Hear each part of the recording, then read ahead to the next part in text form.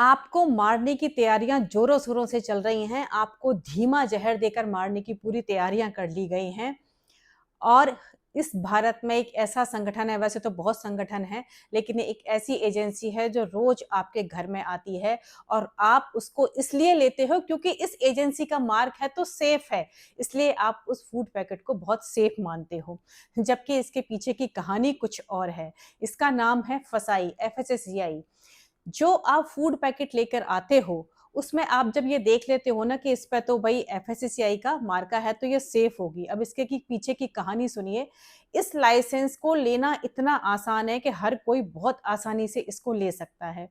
लेने के बाद भी आप कितनी भी मिलावट करके फिर बेचो, कोई कार्रवाई नहीं होती है इस पर। ये पिछले 5 सालों में हमारे यहाँ पर कैंसर और डायबिटीज के मरीज जो है जिस रेशियो के साथ बढ़े हैं, उसका पूरा श्रेय इन फूड को जाता है। उसके पीछे का पूरा कारण ये फूड है। वैसे तो पानी में मिलावट, हवा में मिलावट, दूध में मिलावट, सब्जी में मिलावट, फ्रूट में मिलावट, अनाज में मिलावट, हर चीज में मिलावट है। और मिलावटखोरी का अड्डा भारत बन चुका है। इतनी ज्यादा यहाँ पर मिलावटखोरी है, सुबह से रात तक हम जो कुछ खाते हैं वो सारा मिलावटी खाना खाते हैं। लेकिन इस पर हम कोई कार्रवाई नहीं करते, ना हम इसके प्रति अवेयर हैं, ना हम कोई आंदोलन करते हैं। क्यों नहीं करते?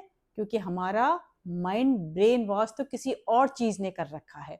हमें क्या जरूरत है? ये कोई मुद्दा थोड़ी है जो उसको हम उठाएंगे। हमारे पास इतने बड़े बड़े मुद्दे हैं। आपको पता है धर्म का कितना बड़ा मुद्दा है हमारे पास। ये जो हमारे धर्म गुरु है ना सारे, ये इतना ब्रेन वॉश आपने कर दिया है कि जीते जी तो आप चाहे जहर खाओ रोज, मरने की बात की तैयारी करो, स्वर्ग का इंतजाम पहले करो, उसकी तैयारी करो, सारा बस उसमें जुट जाओ। बस यही रीजन है कि आपके लिए ये मुद्दा नहीं है। अभी जो है बात आ जाए ना किसी की मंदिर और मस्जिद की, तो आप मार काट पे तैयार हो जाओगे। मंदिर और मस्जिद के लिए तलवारें बट जाएंगी, पत्थर बट जाएंगे, बॉम्ब फूट जाएंगे, कुछ भी करने को तैयार हो जाओगे आप। लेकिन जो आप रोज मर रहे हो जहर खा के, इसके प्रति आपका कोई अवेयरनेस नहीं है, ना आपको इससे कोई मतलब है। क्यों? क्योंकि हमारा जो है ना क्वालिटी लाइफ पर ध्यान ही नहीं है। हमारा ध्यान क्वांटिटी लाइफ पर है। 10-10 बच्चे पैदा करो भाई, हमें अपना धर्म बचाना है। तो ये क्या सीख रहे हो और हम किस किस मतलब संस्कृति की तरफ जा रहे हैं, किस विकास की ओर जा रहे हैं? यहाँ पर हर कचरा बिक जाता है। आप चाइना और जापान को देखिए, हमारे खाने हुए हमारे आम लौटा दिए उन्होंने, अभी हमारे चावल लौटा दिए उन्होंने, भरे के भरे ट्रक लौटा दिए। क्यों लौटा दिए? क्योंकि क्वालिटी नहीं मिली उनको जैसी उनको चाहिए। हमारे यहाँ हर चीज चल जाती है, यहाँ कोई मतलब नहीं है किसी चीज से। तो ये सबसे बड़ा फेलियर है इस हिंदुस्तान का, क्योंकि हम जो आम जो जरूरत की बेसिक नीड है उनके प्रति ही जागरूक नहीं है। हमारे यहाँ पर हर गली मोहल्ले में एक मंदिर मिल जाएगा, मस्जिद मिल जाएगा, कोई भी धार्मिक स्थल मिल जाएगा।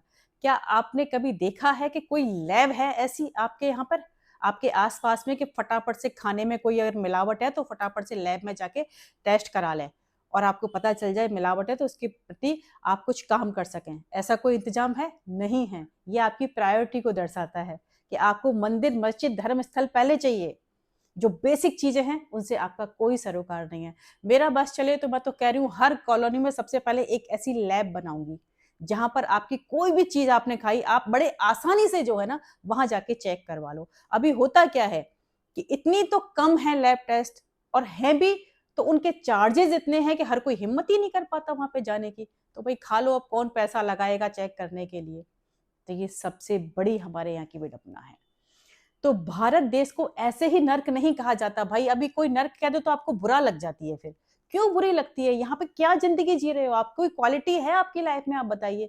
हवा से लेके, पानी से लेके, खाने पीने की चीजों से लेके, हर चीज में मिलावट, हर चीज में। और इसके प्रति कोई आंदोलन नहीं, इसके प्रति कोई कुछ नहीं। मैं तो करना चाहती हूँ इसके प्रति आंदोलन, और मैं कर भी रही हूँ अपने स्तर पर। लेकिन कई बार क्या होता है कि आप, बहुत सारी चीजें होती हैं आप अकेले नहीं कर सकते हो। तो मैं तो आप सबसे भी ये आह्वान कर रही हूँ कि आप भाई इस तरीके के मुद्दों को उठाइए। मैं उठाती हूँ। मैं अभी आगे चल के, मेरे पास ऐसे ऐसे मुद्दे हैं जिन पर सच में मुझे काम करने का मन है। जिसमें से एक बड़ा मुद्दा ये खाने के मिलावट वाला है, रिश्वतखोरी वाला है, भ्रष्टाचार वाला है। जबरदस्त ऐसे ऐसे मुद्दे हैं जिन पर मैं अपने स्तर पर काम कर रही हूँ। लेकिन अब मैं चाहती हूँ कि आप लोगों के साथ मिलकर मैं इस चीज को काम करूँ और आप लोग भी आवाज़ उठाओ। अपने स्तर पर, अपने यहाँ पर जितनी आवाज़ें उठा सकते हो आप उठाओ, क्योंकि हम अपने आने वाली पीढ़ी को हम क्या दे के जाएँगे? आप बताइए, हम स्वच्छ वातावरण में ही नहीं रहेंगे, स्वच्छ खाएँगे ही नहीं, तो हम क्या विकास करेंगे? क्या मरने की तैयारी कर रहे हो? जीते जी तो अपनी ज़िंदगी को अच्छा बना लो भाई। तो मेरा तो सबसे आपसे यही कहना है कि ये एक बहुत बड़ा मुद्दा है मिलावटखोरी, इसके प्रति आप सब आवाज़ उठाओ।